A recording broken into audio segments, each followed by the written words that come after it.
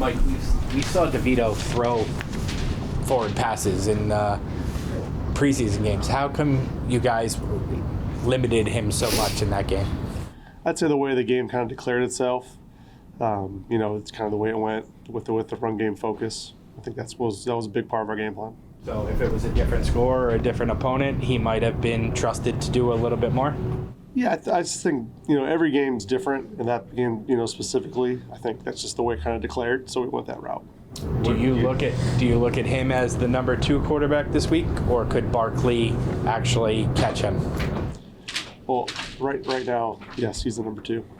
What gives you confidence in him as your backup quarterback at this point? I think I think he's had a great spring, great camp. Has had a great start to the season right now, working on the scout team, and he does everything in the meeting rooms. He's a great dude, great teammate. So I have a ton of confidence in Tommy. What have you seen since Daniel returning? Yeah, Daniel put in a nice day of work yesterday, and looking to build on that. Daniel's right back in the mix of it, and leading and doing all the things that he needs to do. How's Tyrod? I think you have to ask Tyrod how he's feeling, but he looks great. He's in and around the guys, just like he always is, upbeat and energetic. But as to exactly, you have to ask him. With Daniel off a neck injury, do you have to maybe handle that a little differently, or are you willing to just let's say use design runs and put him in that spot, or do you have to be a little bit more careful coming back from that? You're certainly aware of it. You're certainly aware of the previous injury, but you got to make sure we talk about that as a staff and in the game plan and see how we want to handle that. The last time you had Daniel and Saquon healthy together on the field, I think it was the end of the Arizona game, right? So that worked out pretty well. Do you think they can recapture that right away? That's I think part of the process this week is getting everyone in the mix, getting everyone working on the same page and putting together a good week of practice. Can you open up the playbook more with Daniel back?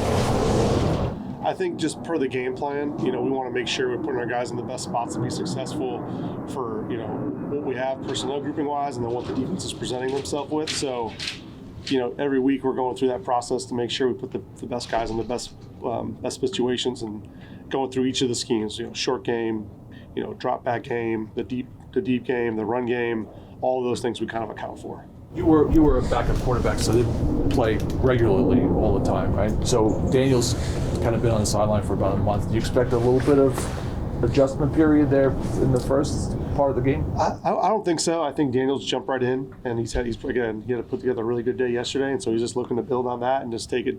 Today is the most important day for him. And so, if we have that mindset, I think that'll work out for us in the end. Do you think, though, that it's natural just to have a little bit of that rust? I think he's excited. I think he's excited to be out there. I think he's excited to work get back to work with the players, and put together a good day today. Mike, people remember Antonio Pierce from here, obviously. What do you expect going out there with him running the show now, I guess? Yeah, I mean we're prepping like we would any week, so we're watching the tape and trying to put together the best plan we can. Obviously, things like that happen that you want to try and maybe look back and see if there's some things that you can lean on. But for the most part, we're going through our process and trying to put together the best plan we can. How much does it hurt if Waller's out for a protracted period of time? Well, that's just it's part of the game. We've been through it with a couple different position groups, and so next man up, next guy's got to come up, and we, as a coaching staff, put together the best plan to put our players in the best position to be successful. What can Cager give you? And what do you view the contributions he can give you? And we've seen him kind of bounce back and forth here this season. Yeah, Cager's done a great job. He's a really athletic kid. He can stretch the field. He can run after the catch.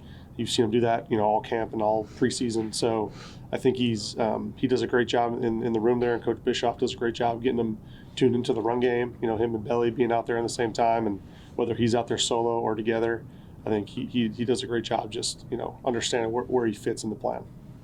Okay. Does Waller's injury affect Bellinger because they play? I mean, obviously, I know it's called the same position, but they play different roles in the offense. If Waller's not there, somebody's not going to be there. Does that affect Bellinger, or does Bellinger keep doing Bellinger things? Yeah, Bellinger has a role, and again, each role It just kind of depends on the week and what we're going to see defensively. So Bellinger's role may be bigger or less, like just depending on what we're going to see.